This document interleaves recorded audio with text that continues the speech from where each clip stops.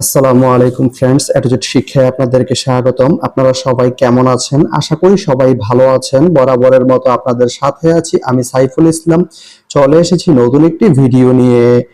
আজকে আমরা জানবো আপনি কুমিল্লা থেকে তাল শহর যেতে কোন কোন ট্রেন রয়েছে, সেই ট্রেনগুলো ছাড়ার নতুন সময়সূচি, বন্ধের দিন এবং গিয়ে পৌঁছতে কতক্ষণ সময় লাগবে বিস্তারিত। আমি যদি আপনাদেরকে ট্রেনের সময়সূচিগুলো বলে দেই, আপনি কুমিল্লা থেকে তাল শহর যেতে শুধুমাত্র একটি ট্রেন রয়েছে, সেটি হচ্ছে কর্ণফুলী। কর্ণফুলী ট্রেনটি কুমিল্লা থেকে ছাড়বে দুপুর 12টা 55 মিনিটে এবং এটি তালশহর গিয়ে পৌঁছবে দুপুর 3টা 13 মিনিটে। এই ট্রেনটির কোনো অফ ডে নেই।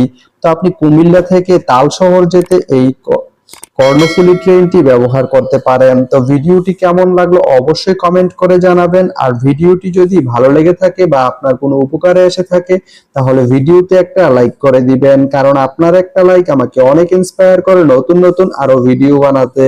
তো ধন্যবাদ সবাইকে ভিডিওটি এতক্ষণ ধৈর্য ধরে দেখার জন্য।